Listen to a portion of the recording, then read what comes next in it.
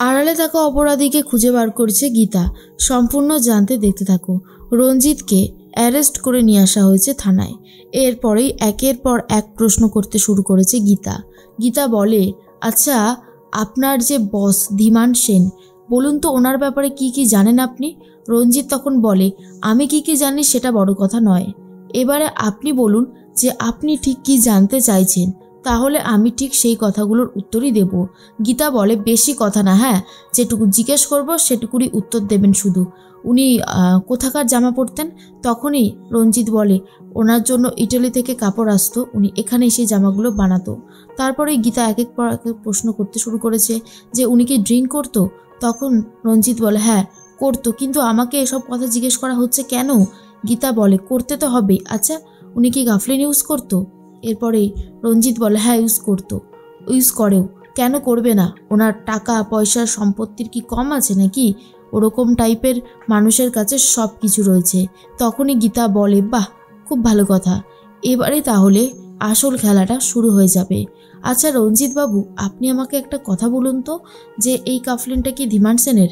কিন্তু রঞ্জিত তখন বলে, আমি এই কাফলিনটার ব্যাপারে জানি না, তবে উনি কাফলিন ইউজ করে এটুকু আমি 100% বলতে পারবো।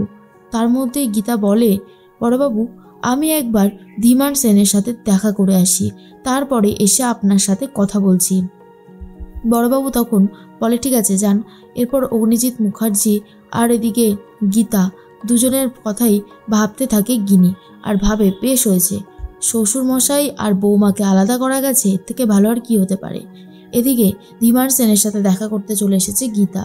গীতাকে দেখার পর ধীমান সেন আরও বেশি করে রেগে যায় আর বলে, কি ব্যাপার, আপনি এখানে কি করতে এসেছেন? তখনই গীতা বলে, অনেক কিছু প্রশ্ন জানবার আছে, সেই জন্যই তো এসেছি। ভালো করে দেখুন তো এই কাফলিনটা, এটা কি আপনার? তখন ধীমান সেন বলে, এটা আমার কি আমার না সেটা আমি কি করে জানবো? আমি জানি না, এটা আমার না। কিন্তু তখন গীতা বলে, আপনার জিনিস আপনি জানবেন না তো আর কে জানবে? তখনই ধীমান সেন বলে, এরকম অনেক জিনিসই আমার আছে যেটা হয়তো আমার মনেই নেই বা আমি জানি না, কিন্তু জিনিসটা আমার। কি হয়েছেটা কি? তখন গীতা বলে, আপনি গণেশ গাঙ্গুলিকে মারতে চেয়েছিলেন, সেটার প্রমাণই হচ্ছে এই কাফলিনটা। আমার বাড়ি থেকে এই কাফলিনটা উদ্ধার করা হয়েছে, বুঝতে পেরেছেন? তখন ধীমান সেন বলে, কি বলছেনটা কি আপনি? আপনার কি মাথা খারাপ হয়ে গেছে? গীতা বলে, না, আমার মাথা খারাপ হয়নি, আমি যা বলছি তা একদম ঠিক কথাই বলেছি, কোনো কিছু ভুল বলছি বলে তো মনে হয় না। তখনই ধীমান সেন বলে, আমি কাউকে মারতে চাইনি, আর আমি যদি মারতে চাইতাম তাহলে গণেশ গাঙ্গুলিকে আমি অনেক আগেই শেষ করে দিতাম, এইভাবে টিকিয়ে রাখতাম না। তার মধ্যে গীতা বলে, আপনি ঠিক বলছেন? তখন ধীমান সেন বলে, আমি তো বলছি যে আমি এই কাজটা করিনি, অসম্ভব এরকম একটা কাজ করা, আমি করিনি, সত্যি বলছি আমি করিনি। তখন গীতার মনে আরও একটা প্রশ্ন আসে, তাহলে এই কাজটা কে করলো? অগ্নিজিৎ মুখার্জিকে ডাকতে চলে এসেছে গিনি আর বলে, বাবা চলুন খেয়ে নেবেন। এরপর অগ্নিজিৎ মুখার্জি বলে, গীতা দাঁড়াও, এই কাজটুকু করে নি, তারপর যাচ্ছি। কিন্তু তাকিয়ে দেখে গীতা না, গিনি। এরপর গিনি বলে, বাবা আমি জানি এই সব কাজগুলো গীতাই করতো, তাই গীতার প্রতি আপনার একটা সফট কর্নার আছে, কিন্তু এবার থেকে এই কাজগুলো আমিই করব। তখন অগ্নিজিৎ মুখার্জি বলে, আমি জানি তুমি সব কিছু করতে পারবে, আমি এটুকুও জানি যে গীতার থেকে তুমি অনেকাংশে ভালো বৌমা হয়ে দেখাবে, সেই বিশ্বাস আর ভরসা আমার আছে। তখনই সাত্বিক এসে বলে, তুমি যাকে ভরসার বিশ্বাস করছো না, সে তোমাকে ডুবিয়ে দিতে 1 মিনিটও ভাববে না, এরপরে বুঝবে কেমন লাগে। সময় থাকতে থাকতে এখনও সামলে নাও নিজেকে, না হলে পরবর্তী সময়ে বিপদে পড়বে। তার মধ্যে অগ্নিজিৎ মুখার্জি বলে যে আমি যেটা করছি সেটা একদম ঠিক করেছি, আমি কোনো কিছু ভুল করিনি।